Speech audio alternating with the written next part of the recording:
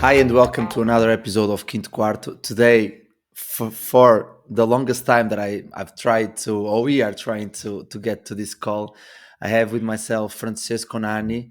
I don't want to say one of the most prolific young coaches in Italy right now, because you have s- uh, a big career so far as an assistant coach for I'm the last 30. year. I'm old. I'm not so young anymore. I went out on Friday. This Friday I go out of the young category, so No, not a but young coach anymore. now the experts say that 30 is the new 18, so you're just starting your Uh, life.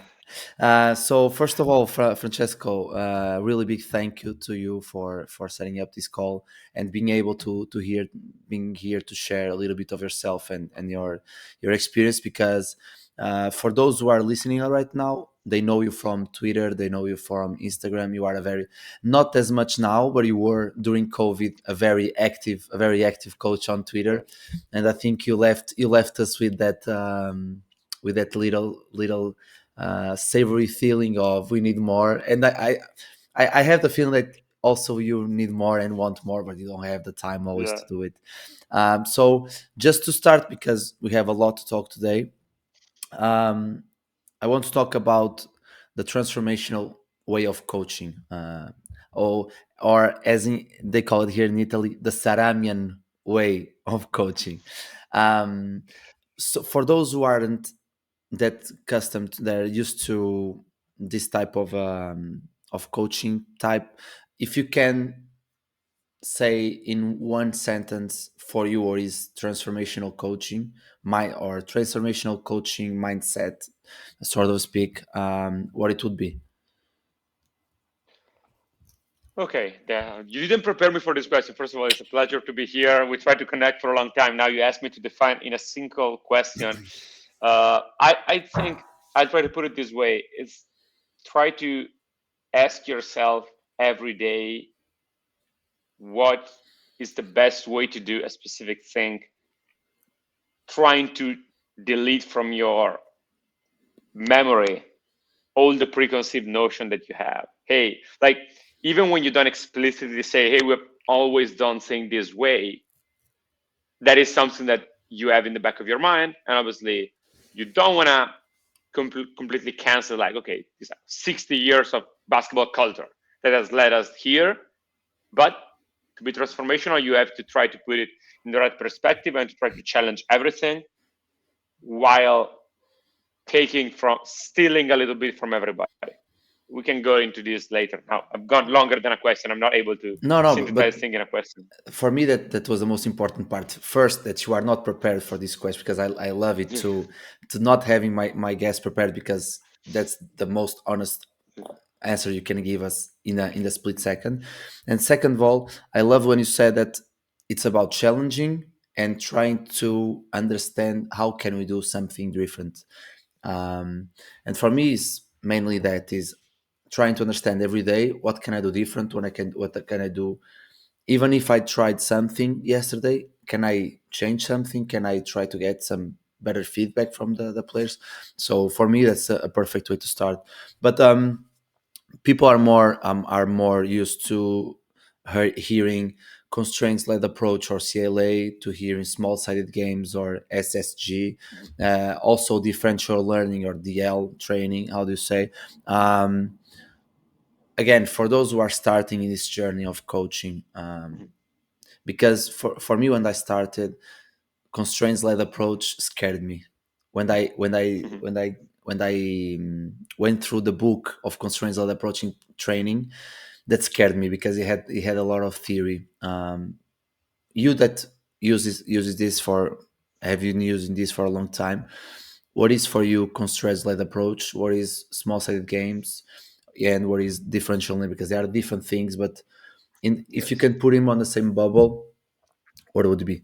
I I think it's easier if I explain it the way I approach to it. I discovered it like Perfect. Since when I was younger, I started. I think many coaches that now are in this more modern way. In I hate to call it modern way, but whatever.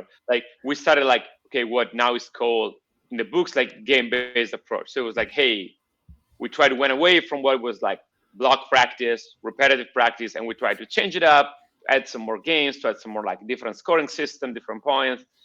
Um, and from there, I wanted to understand more. I tried to understand more, although I'm not an expert in the literature by any means. I've read like the basic book, the basic papers, but I don't consider myself an expert in the theory as much. Mm-hmm. Um, I think it's more about to understanding the model, because once you have a good feeling of that, um, it's easier to manipulate the constraint, or it's easier to find the right uh, situations. In Italy, we don't have a right word for like, we call everything drills. And now drills in English is not the right word. I know it, but it's the word that I'm going to use throughout the conversation. But I don't mean what is drill. Like situations one-on-one, the small-sided games, for me, it's all like, I Mm-hmm. know the difference. I'm not thinking it's all the same.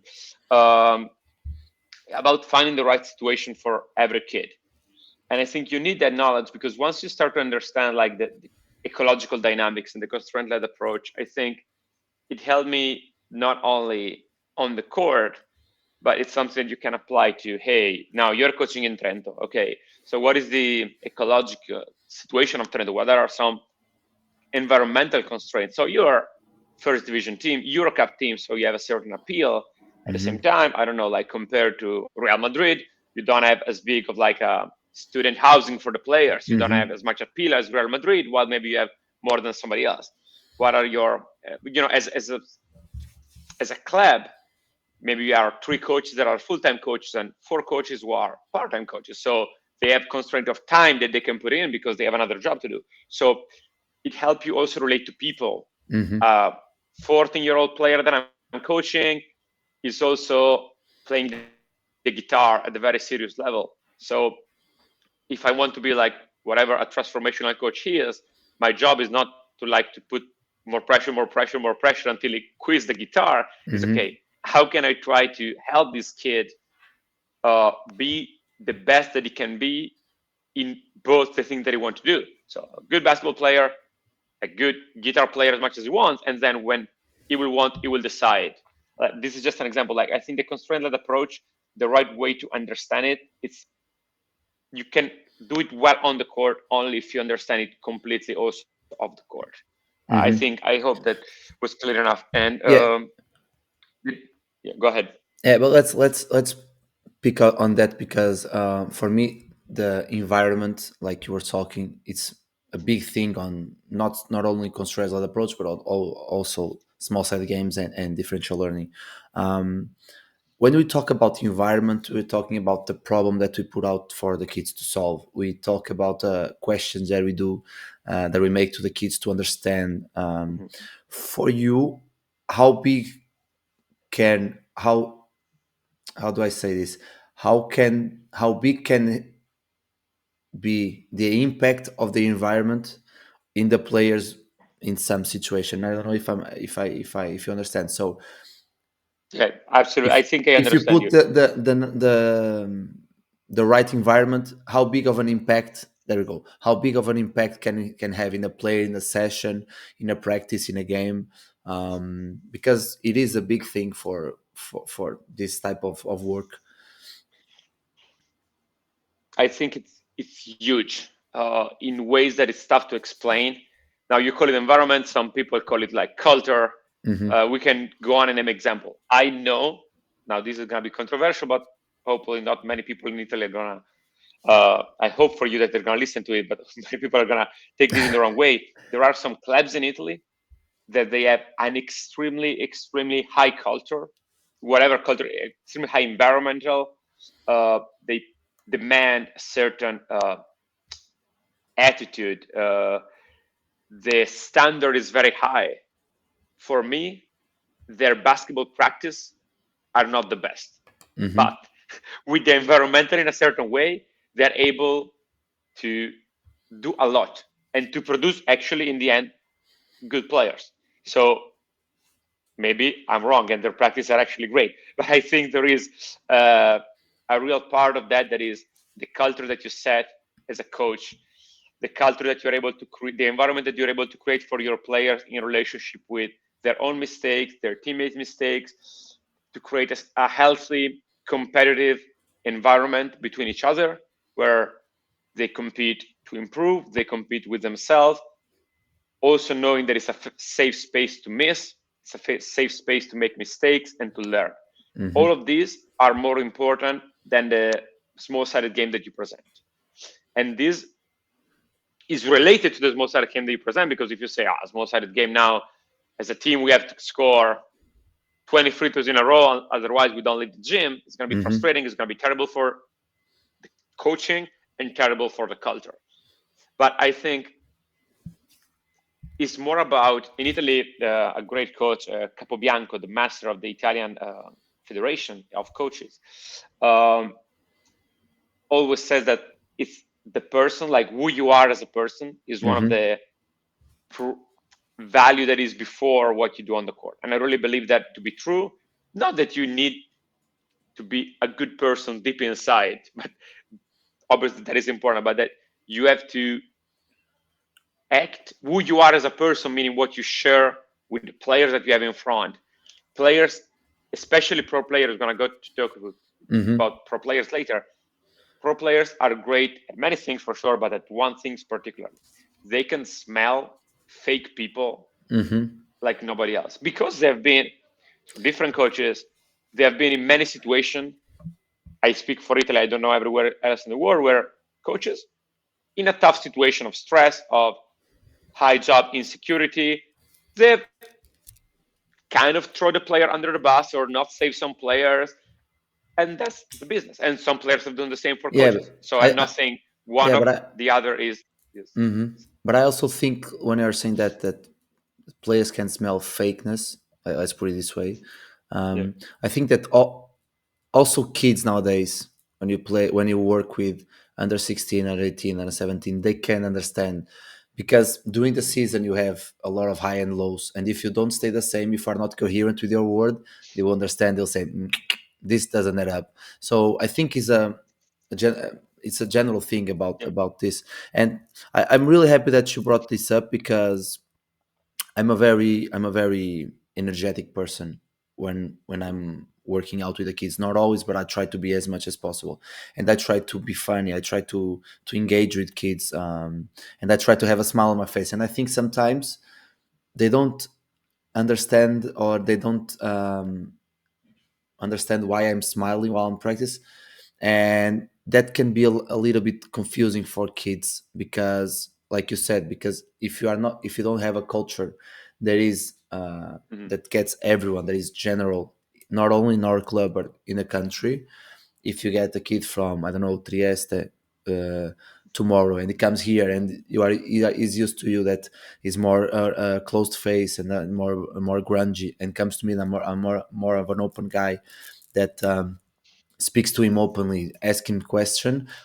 Also here, if, like you said, if I can put every type of drill that I want, he won't be able to respond, because he's not understanding the environment that he's in. And for me, that's important. But what I wanted to ask you is, how do you manage demanding with understanding the kid, and let him, I don't say fail, because if you do a mistake, is not don't demand because he's doing a mistake. But how do you manage the demand of the practice, like how demanding you are with the kid, of sprinting, of trying, of getting, of sacrificing, of going over his own limit, with this culture of mistakes and space that is free, that it's okay to try again, and it's okay to fail, because the truth is, a lot of kids, when they fail, they go immediately down. It's their Yeah. surroundings. How did you, when you are coaching kids, because I know that Mhm. you are not coaching kids for some years now, when we were coaching, how would you manage this type of situations? That's a great question. If I had the answer, I would be in a much better place as a coach right now.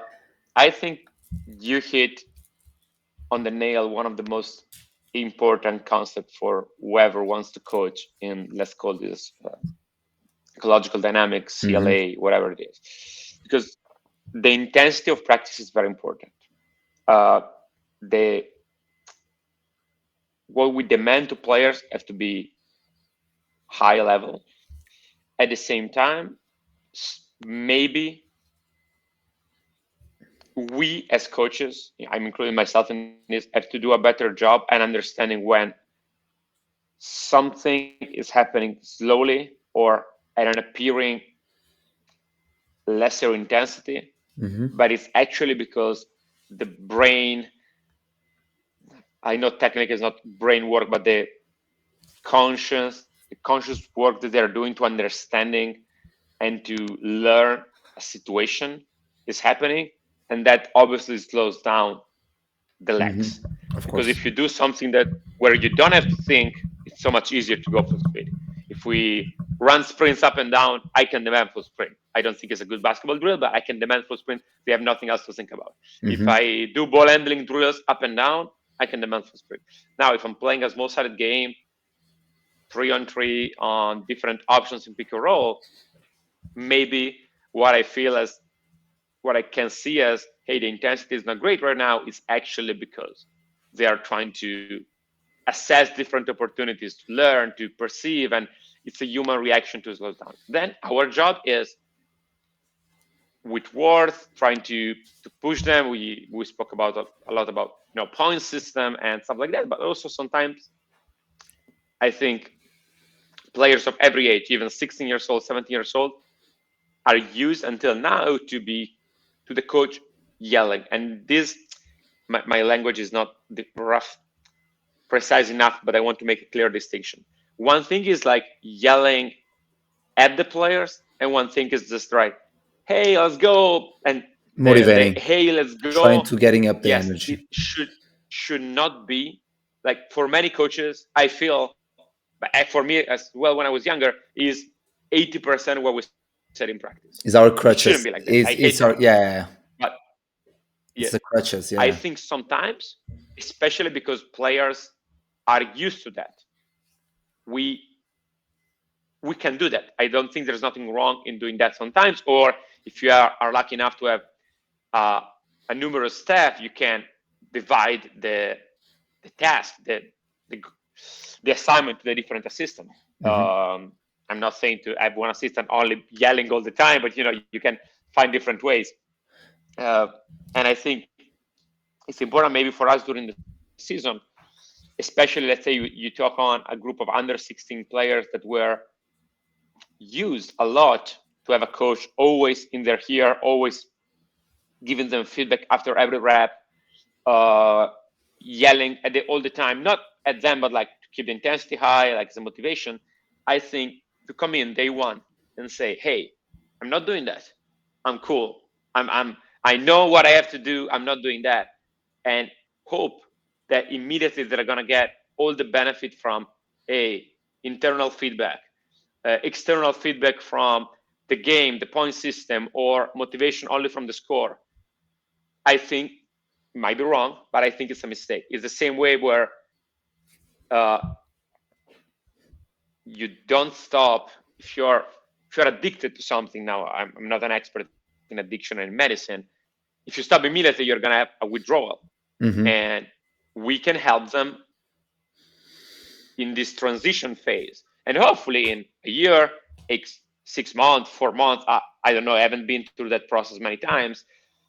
They can they can change a little bit. I've noticed the difference. So in Forlì, I coach the group of kids that now is under 18. Oh my God, I'm so old. The class of 2000, kids born in 2006 in Italy.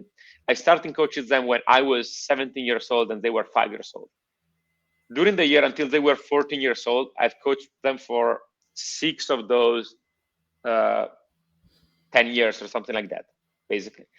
And I noticed that they were coming up a little bit molded after the way I coach. So with them, I could afford to be a little bit less yelling for motivation, use more games. They already had those things. That was their normal habit. I'm not saying it's better or worse. For some coaches that have coached them after me, I know they think, they're not really, the most maybe intense group. They don't respond very well to yelling, to a certain type of feedback and confrontation. Other groups that are coached in the same period of my life, so I was more or less the same coach.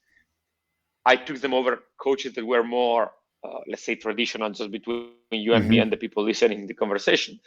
And what I was trying to do was not working as well because they were used to something different. So I think we have to change. We cannot live in an ivory tower and say, hey, I'm here. You have to come to me. I think we have to meet people where they are. Mm-hmm. And this is true for players. We're going to speak about pro players in a few minutes. And we slowly bring them where we think is best for them. But maybe, let's say you coach a group for only 1 year and you are in an academy, because this is the reality. Not all of us are the director of the academy where we are. And you bring the kids for 1 year and you know that, hey, coach of the under 15 is this way. The coach of the under 19 is this way. I'm here coaching the under 17. Is it better to do something completely different for 1 year? Or is actually more coherent for the kid to do something my way? I'm not saying to like actually castrate yourself and do something completely opposite from what you believe, but Adapt. do something Adapt. that at least, yes, have a Mm-hmm. coherency for the guys. We're also speaking of culture or environment. They Right. don't come to your practice thinking, oh, either the coach before was completely wrong and Vasco is my new god right now, or the coach before was right and Vasco is telling me something, I don't know, strange about Mm-hmm. constraints and whatever, and I want to do my two balls ball handling drills. So I think we have to find the right balance, because coming back to the first question, we as coaches have to know our environment, not only demand that the player always knows their environment perfectly when Mm-hmm. we don't know our environment. Yeah, I think that's the biggest challenge that we have as a coach, because every year, if you don't follow the same group for some years, every year you have to re-educate yourself, recalibrate yourself, re-understand what type of group you have. So that's why I'm so big on this, because that's why I tried to make also this podcast, because it can give you a sense of understand. Okay, oh, okay, Francesco Nanni also went through that and is now um, getting his career going. But you were talking about internal and external feedback, and I wanted to go a little bit on that, because it's a big hole to dig, and it's impossible to dig it all, because it takes us to the neurosciences and all that stuff.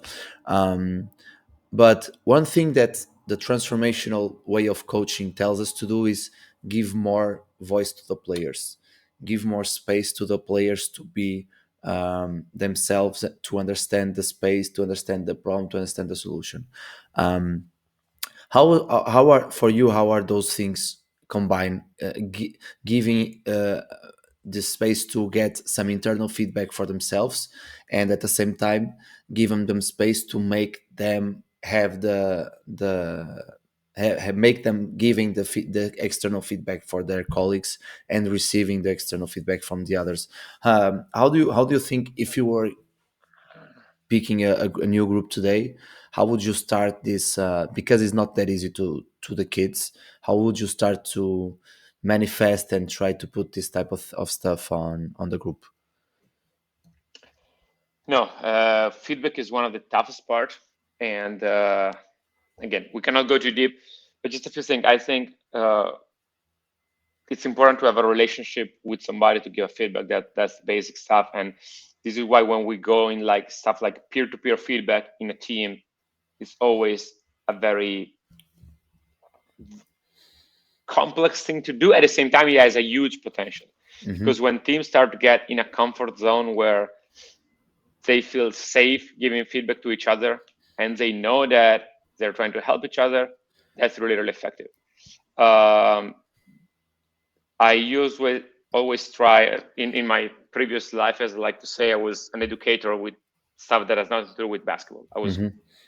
being an educator in camps, like summer camps where kids do any sort of activity to like bond with each other and learn how to communicate emotions and blah, blah, blah. I Hmm. love those. And I liked when I was coaching youth team to have a tournament where you had to sleep somewhere.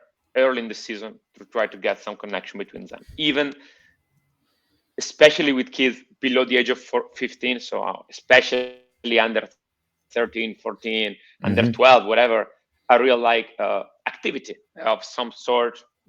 This is not the goal of the podcast, but really to try to make them open up a little bit, because now, but I think in every age, we live in an age where especially like teenager kids are very scared of judgment, Mm-hmm. are very self-conscious about themselves, social media, and now that dimension has always been there, at least for our generation. I think you're a few years younger than me, but Sí, sí, sí. it's been there all the time in social media. Now I think the social media aspect of being a basketball player has really rapidly increased in the past, at least in Europe. In the US, it was Mm-hmm. already there, but in the past 3 or 4 years, has increased rapidly also in Europe, where everybody is posting on Instagram their highlights, their stuff. So I think that's another whole conversation that is not the Mm-hmm. moment right now. But going back to the internal feedback, um, I like for them to perceive a lot. I ask them a lot of questions when they do something. Hey, how do you felt it? Especially when we try to go through some, uh, let's say, new moves, or uh, I try to make a concrete example. We work on like skate dribble, which for some kids in Italy, they've never done it before. It's kind of like float and skate. It's a completely different coordination. And I we started usually with some differential learning. We're going to talk about it later. I think to ask them how they feel. If they feel, for example, hey, do you feel explosive? We I try to indicate for them some of the goals that we should try to feel in this moment. Hey, why do we do this? Because we want, when we land, to be explosive. When we are in the air, we want to be able to read the defender a little bit better. So we ask them if they feel that they are able to achieve those goals in a way. And that is just the beginning of the iceberg, to then going deeper Mm-hmm. and try to in a way, the feedback, like, I always mix up the internal and external with intrinsic and extrinsic. I don't know the exact word in English, Mm-hmm. but the Yes, yes, idea yes. that the feedback from us should not be, hey, put your elbow right here, but the use of analogy and stuff like that, which is, I think, super important. And it's one of the things that I lose the most when I coach in English.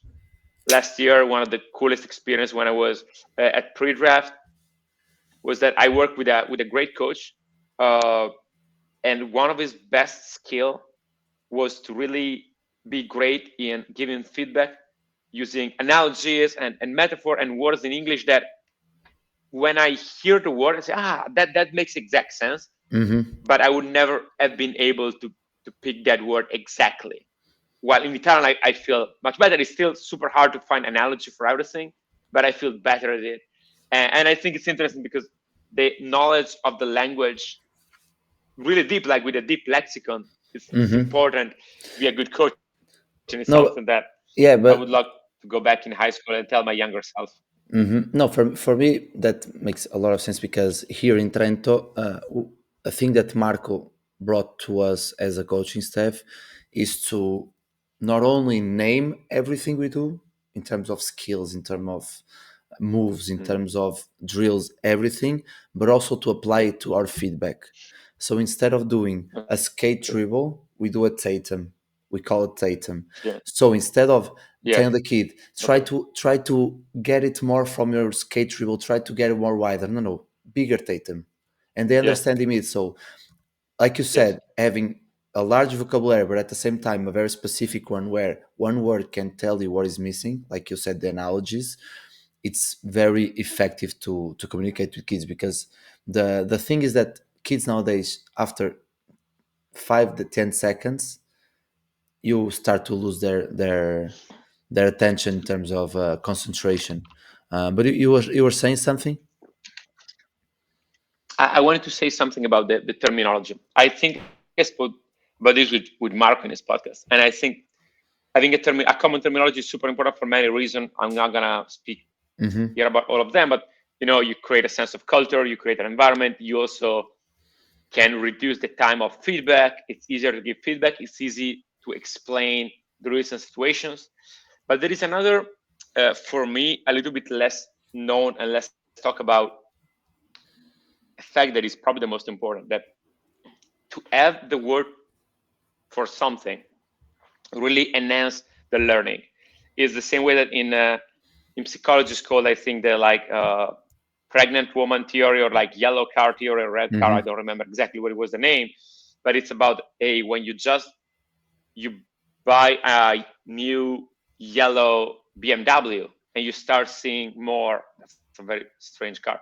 More yellow BMW around, because your brain is primed to see them. So if you tell your players, hey, this is like a scale hostage dribble, like what do you call when you keep on the back in a pick and roll.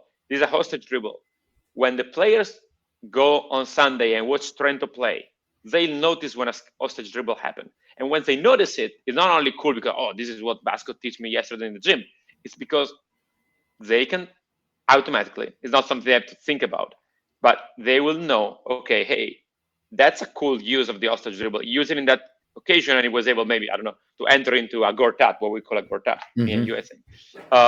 And sometimes to think also in practice, hey, Vasco tried to use a hostage dribble right now, but it was not the right situation because actually he didn't have a defender completely on the back, and he was able to sneak back in front. So to have terminology help you to see stuff in the word and to become better at them and knowing where to use them. And I think this is something that is less discussed but super important about having a common terminology.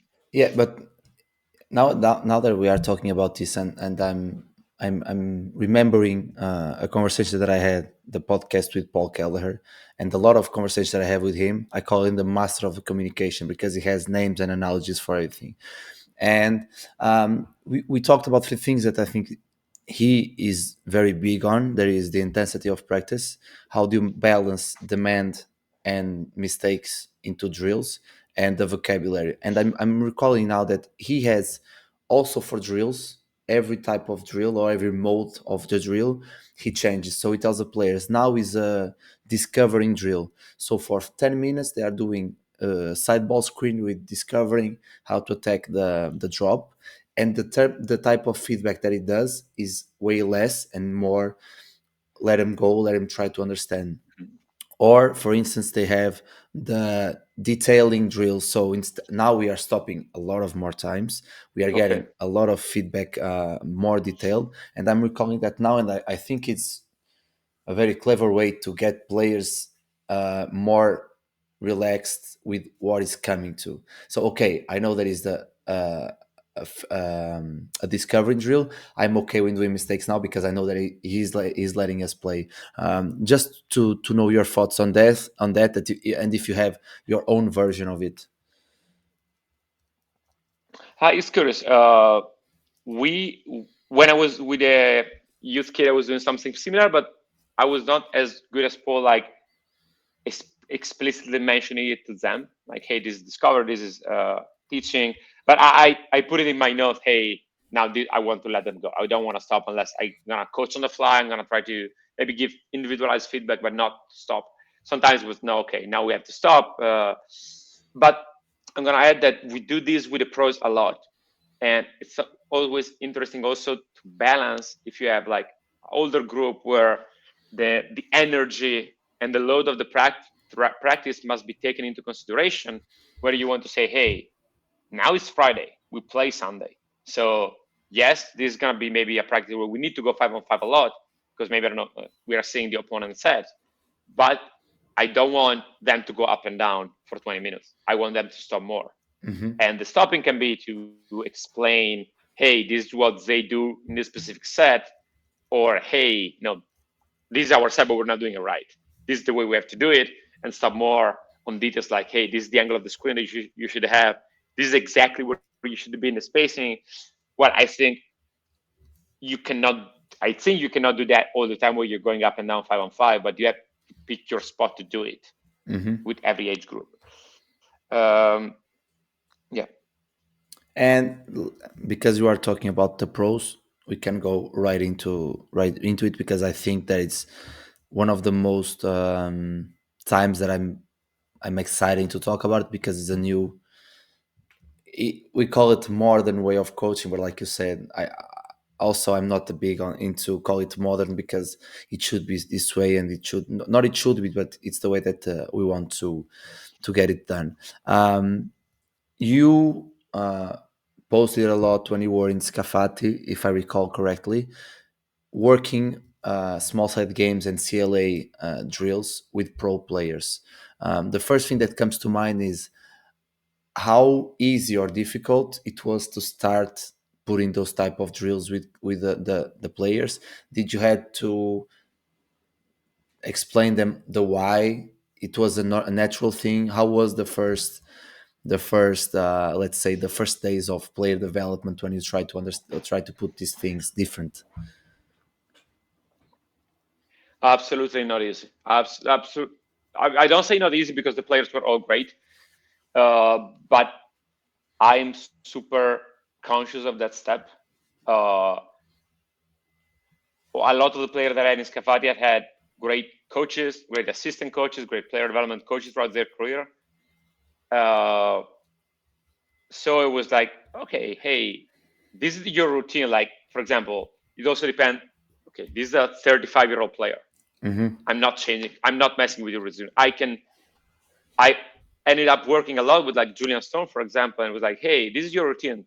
Just try this, like proposing him like a specific ball handling situation with more of a challenge, but it was not something that between me and you we would call CLA. It was more, hey, this maybe we had some element of like randomness, some element of like randomness is not the right word, but like reaction to something. So like reacting to an outside input. So you Mm-hmm. have to activate your brain a little bit. Uh, with other player, okay, we were shooting in the morning. Like I like to start to add because something that player understand immediately if you teach them is like, hey, in the game you don't take the same exact shot 10 times in a row. I know you're conditioned to think, hey, now I'm staying here, I make 10 of 10 on this spot. This is the best that I can do to get ready for the game. But it's actually easy to convince player that that is not actually what's going to happen in the game. You're going to take, okay, 10 corner three, great. Every time, don't stay exactly with your feet set. And if I don't pass you the ball in exactly the same spot, you say, no, but if you pass me the ball wrong, I'm going to miss. I have to don't move my feet to catch Mm-hmm. the ball because now I'm shooting this.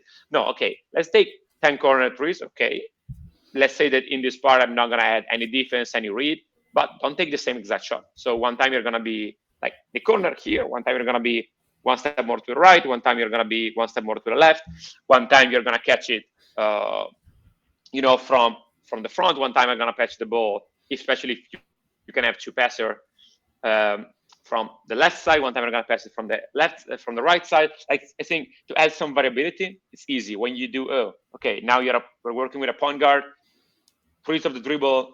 I don't want you to take the same shot 2 times in a row, and you have to give me 7 of 10. Uh, Try also to challenge. Like I would start with variability first and introduce something more extreme later. I think players are smart, so like I've introduced now the 2-on-1 shooting drills with all the players that I've had in the past 3 years. They've all loved it. Mm-hmm. Sometimes some of them are like, oh no, today, let me shoot because it's there are some quotes from like Michael Jordan, Dwayne Wade, like they say like basketball is like therapy for them. They go in the gym to shoot alone, to have the routine. Is really something that gets them going in the zones. They go so deep in themselves in a way when they shoot. Great. Mm-hmm. That like I think I'm not there to change or to mess you with that. But sometimes it's good to offer some solution. I think this year in Trieste we did a great job with what we call vitamins work. So we had a lot of individual time in small group in one-on-one, and we did really a lot. I haven't posted anything. We're still in that part of the season where it's better Of not to do course. it. But a lot of stuff like off-screen situation, dynamic situation, adding variability. We're lucky to have 4 great young guys that act as like sparring partners that we can use in individual workout to play defense, to be a screener, to be a receiver on the weak side. Like we try to really change it up as much as possible. Mm-hmm. But to come back to your original question, because now I went on a tangent too much. Uh, I hope maybe in 10 years, in 15 years, I'm gonna become a name. Now I come in the gym and I can tell to whoever is there, now you come here and you don't shoot the way you used to shoot. Now we do 2-on-1 shooting all the time because it's better. First of all, I'm not sure I'm ever really want to do that. Second, is not the position where most of us are right now. Yeah, but I'm coaching this year player that have played in the Italian national team that have done a World Cup. I'm not going to go to them and say, you do what I tell you. It's about having them trust us and explain to them, because players are usually kind of smart and knows their craft quite well, more than we give them credit to. And we have to convince them that what we think is best is actually better for them. Now, you talked about two or three things that I think it's like it sums up what is player development, not only in pro teams but also in youth teams. There is repetition without repetition, so trying to get as many shots, as many reps without or changing the way that you do it every time. The variability way of do it. For me, variability is one of the most important concepts in play development, even if in team development. Let's put it this way. And the last one is, like you say, try not to have the same environment, the same situation two times in a row.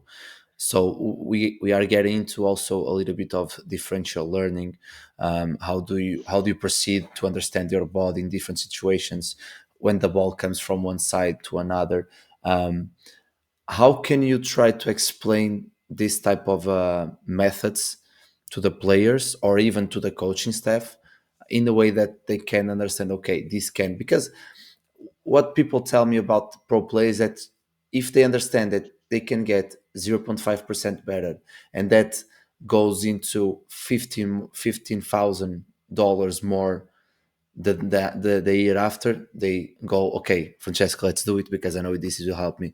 How can we as coaches try, I don't want to say sell, but try to make them understand that it's better for them in some situations to get this type of drills, in sort of speak, not the right word. I think for some parts it's easy. Like as I told you before, they can understand that to add more variability is better for them. They intuitively understand that. If you explain to them, understand.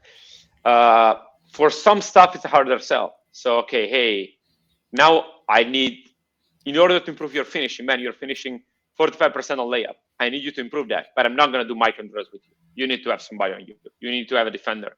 You need to come at this layup with full speed. If you don't come at full speed like you're going to do in the game, that's why you miss in a game, because It won't in practice translate. you don't practice the same exact layup. So to try to make them understand that, hey, you're missing this in the game.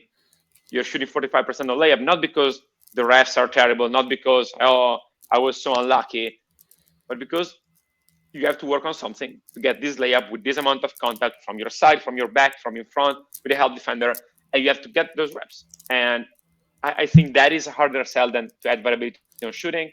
I think if you want to speak about harder type of differential learning, it can be tougher. And that's an important challenge because, for example, I had this player in Scafari 2 years ago, great kid. I'm glad that he worked out. Now he's a way, way better shooter. He was loading up the ball. I know this is a audio podcast, so people will understand a lot with away from his body. He was not bending the elbow until the ball was very up. So it was almost like a catapult, those players, we all seen them. And I wanted to get to a differential learning where he was trying to shoot the ball with the ball being in different position from his body. So closer, normal, that for him was already very wide, and then completely wider. I wanted to do that because my goal was to move his elbow in different position. I didn't want to mention to him the elbow specifically. But at the same time, if I want to do that, players are super sensitive about their shot, because he was not a good shooter, but he was scoring sometimes. So I didn't want to mess with this confidence that he had. So it's always a tricky balance to know, hey, I want to change you. I think this is better. Like I tried to mention like energy transfer and energy coming up, and the use of a catapult. They use not as a catapult, but like as a, I don't remember what I said exactly in Italian, but without mentioning the elbow. But sometimes we'll say, okay, you know what? Like, I think we have to explore different degrees of the angle of the elbow. Not saying, okay, your elbow has to be closer, but if there's no other way to pass a concept, it's okay to mention a specific body part Mm-hmm. if it helps us selling the point. Um, I try to stay away unless a play really trusts me and works with me a lot from completely strange differential learning, like really outside of the box stuff. I still do sometimes, like I do 3-point shoot on one legs, layups of all sort and kind of all different angles.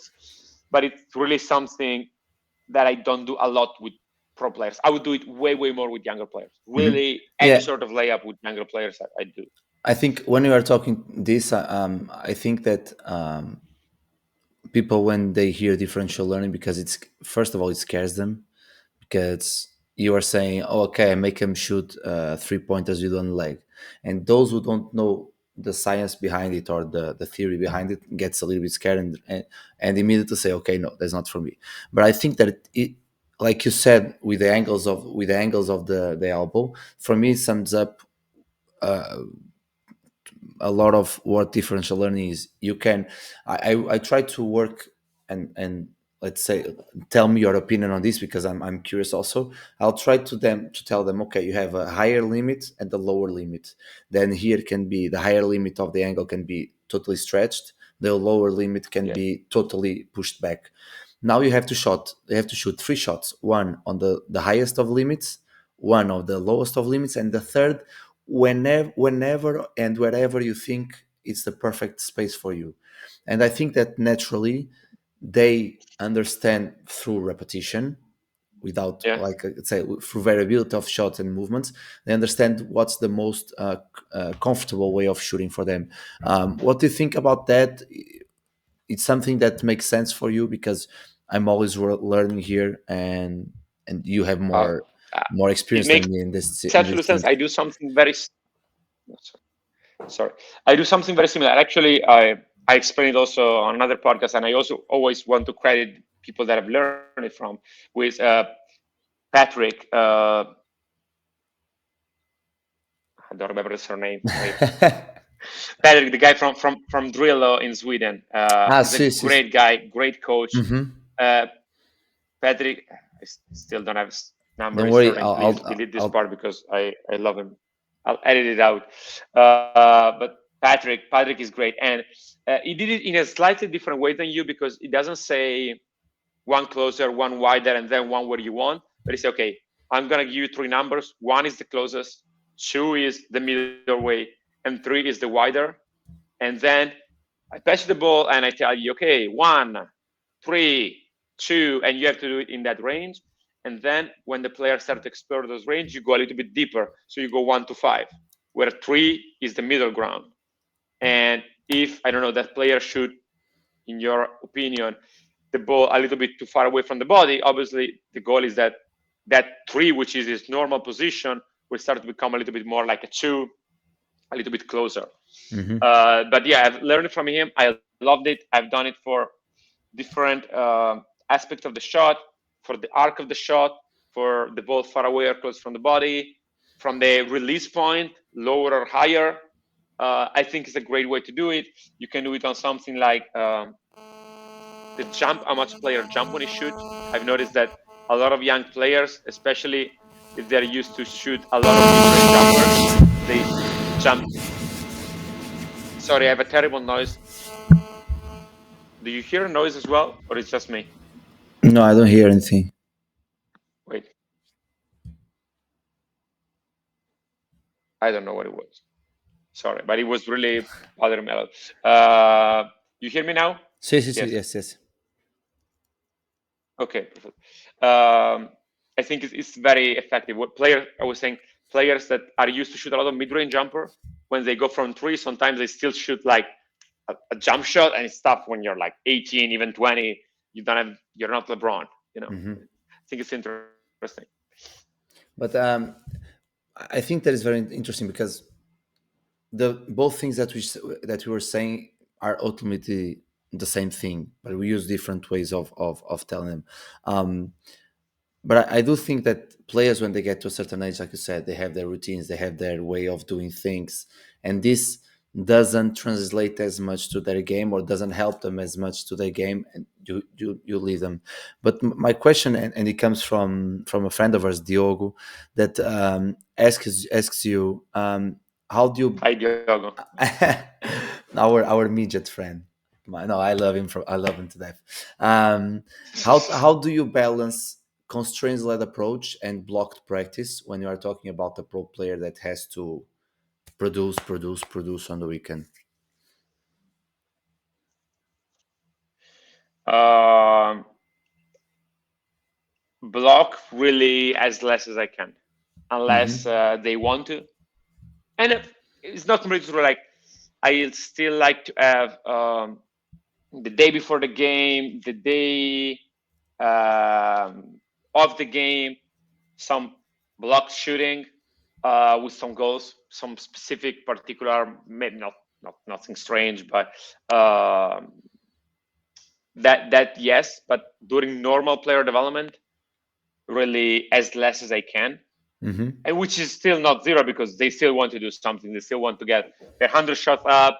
But we try to change it up. We try to add some guided defense. We try to add, like, I really believe in this stuff. I'm not saying it to be fancy, like what I believe. So I don't think it can be 100%.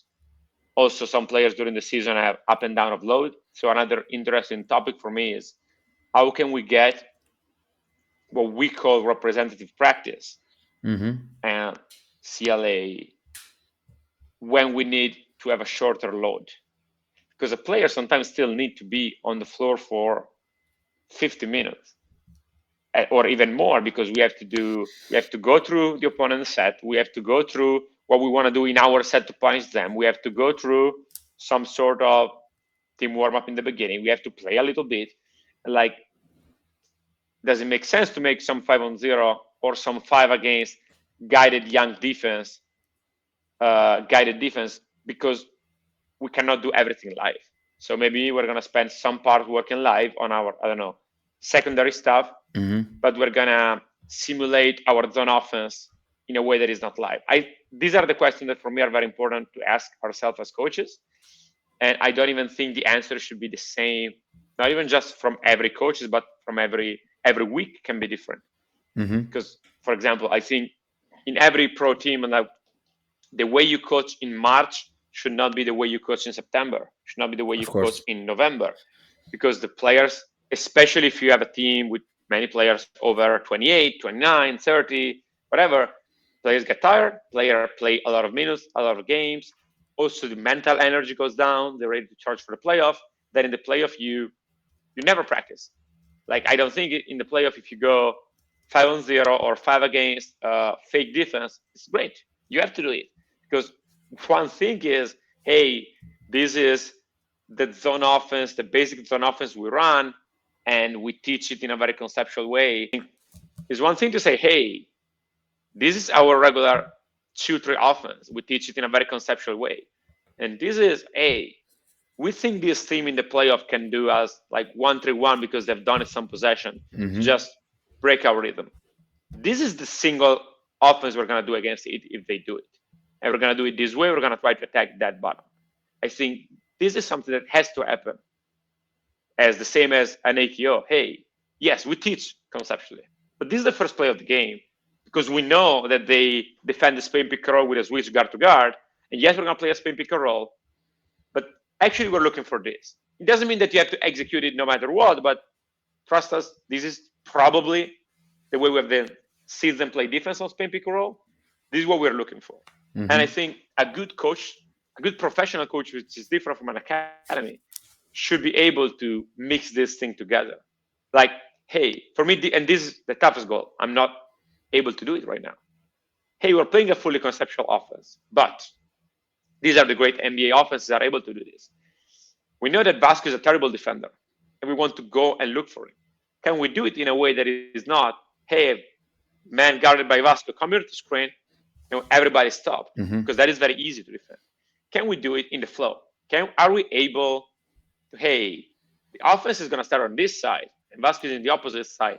Can we hunt him down with a pin down with a weak side action? And now Hmm. he's coming up to play defense on the second pick and roll of the action when the defense is scrambling and they cannot switch him out of the action easily. I think that is the goal, at least for me, when I'm gonna coach, is to be able to have a team who is able to hunt mismatches and to hunt specific opportunities. Let's say we have a great shooter where everybody knows he's a great shooter. Can we get him some looks, not for, hey, this is the set for you with three different staggers, but in the flow, we're gonna try to look for you in different ways and with different concept without going to the same play over and over again. I think this is the niche that I want to really Hmm. specialize myself in, and it's Hmm. not. It's a mix between like, and you have to teach it in a constrained approach way. You cannot teach these things. Hey, this is the set. I think it goes back to the way we practice. It goes back to the way we do player development with a player in order to make him able to do that. And I think it goes all together, acknowledging that there are some stuff where we still want to be not prescriptive because it's like, but I think it's good sometimes to say, hey, I know in the ecological dynamics there is this notion about the knowledge of and the knowledge about. And I think with pro players, it's also about the knowledge about. Hmm. Hey, this is true side. When they play this, they're gonna play a floppy, but it's actually fake. And the first player who is coming off is actually passing the ball back and now taking the flare. We have to know that if we want to win the playoff series. Hmm. We cannot just say, hey, we're gonna read everything that's happening on the court. We're not gonna be able to know every set, so we have to have basic rules, but we have to know something. Sorry, I went very, No, very no, deep no. because this is something that I really deeply It, care about. It. it's very interesting that you, because that was my last question, is how then you mixed up CLA in player development with CLA in small side games in team development. And I think you summed up real well. It's all the work that we do with variability, with understanding, with having different dynamics on player development, then help you understand, or giving the instructions to players. Okay, now we have to play our set two or our orange set, and we want to attack Francesco that is in the opposite corner without bringing him up and playing just one on one. How can we, with our stuff, with our dynamics, through Yeah, these things, attack him? So the rule is we have to attack him. Now discover. So I think a simple thing like this can just turn around the team to understand in the midst of the game, yeah, during the game, like you said, like a running on the playoffs, that you don't have time to know everything and to yeah. tell them everything. So I think that was very important and really closes up the whole conversation that we had so far. But Francesco, before we go out, I have a little thing that I call corner free, where I ask you three questions and you have to give me the first answer that comes to mind. It's not, some of them I already are hate this. Okay. no, it's not that it seems difficult No, at no, the it's good. beginning, but then after the first one, that is the most difficult one. You get on a roll. So the first question is, if you could give an advice to Francesco Nanni when he was starting coaching, now with you, with the knowledge and that you have now, what would it be?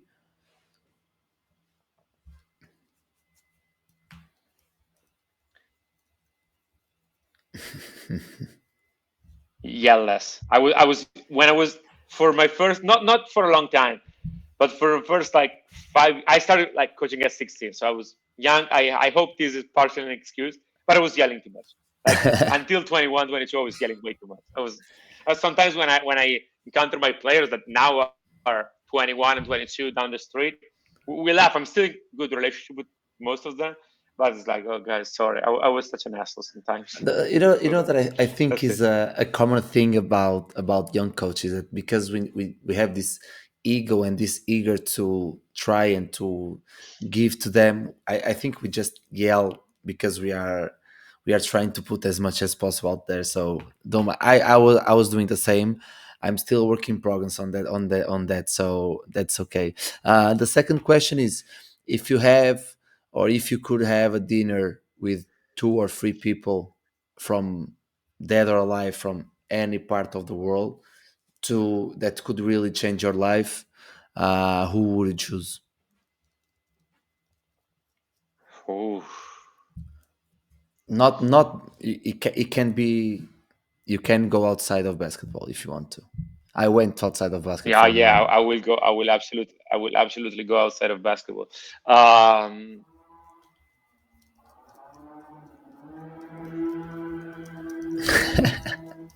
I will go to dinner with uh, one of my favorite writer, David Foster Wallace, was dead a few years ago. Um, then I'd love to go to dinner with somebody that makes me laugh a lot, with John Mulaney, a comedian. He's still alive to this day. I hope he's still alive. And the third one, let me get to dinner with um, who, Audrey Hepburn, because I mean I don't need to explain why Audrey Hepburn. I think it's a good enough explanation. So no basketball speak with none of the three, but I prefer this way. No, but it would be at least a very interesting dinner with introvert, extrovert, and just crazy people Yeah. in there.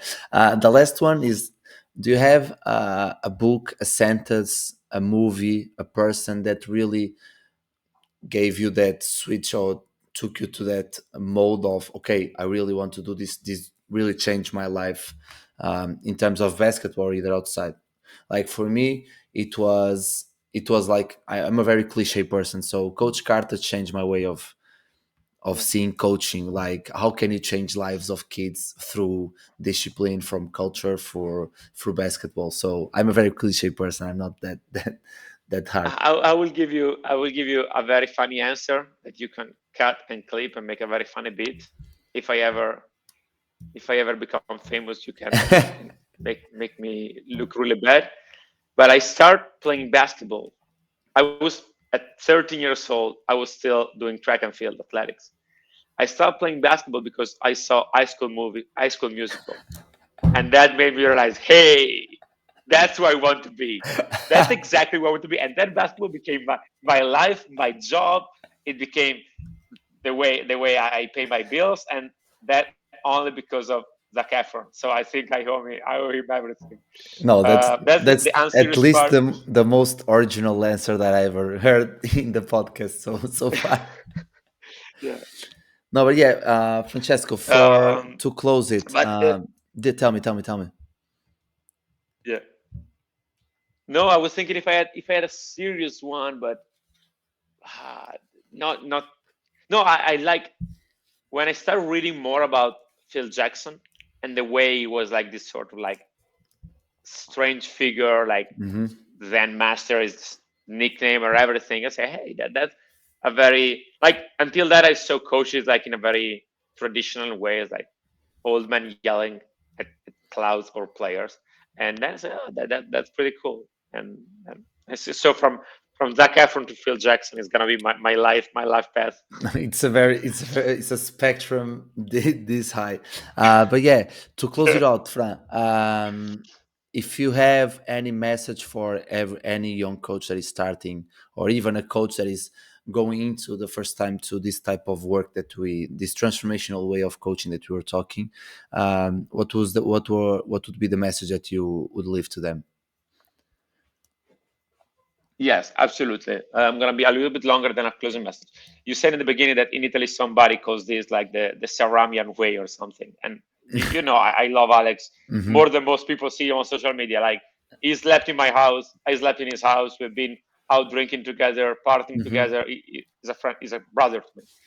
I think none of us should be like put on a pedestal, Hmm. but everybody should be taken seriously.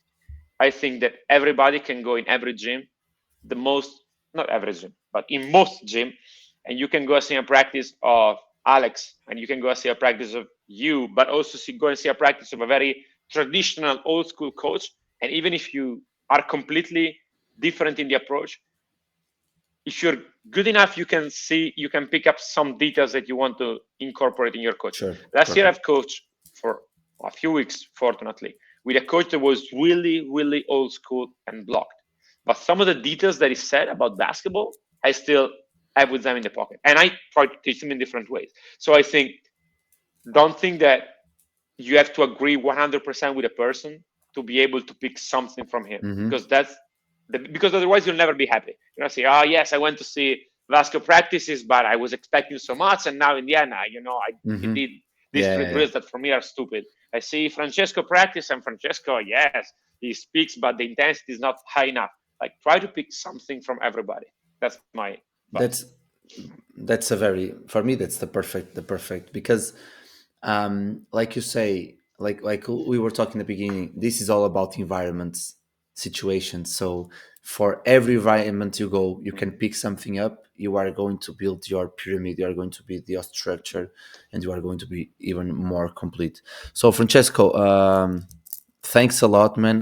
Grazie mille, como, how do Italians say? Thank you so Now, much. We put like 4 years to make it, so yeah, no, but the good things it's take my time. bad. I didn't answer No, to you no, good sooner. things take time. My mom used to say good things take time. So I really enjoyed it. I hope that everyone that is listening to right now and got past this 1 hour and some of pure basketball knowledge liked it also. And great of luck, best of luck to the rest of the season. I hope to see you in Trento next year when you go up to the A1 series. I hope. Hopefully, I'll be in the summer camp that Yeah, I you know, I do. know, I Are know. you gonna Yeah, be I there? know, I know. So yeah, yeah, we will have time to, to get the party and the basketball For in. sure, we're gonna meet there. Yeah, Perfectly. yeah, Francesco, nice. Thanks you a Perfect. lot. Okay. Bye Bye, bye. Vasco. See you next time.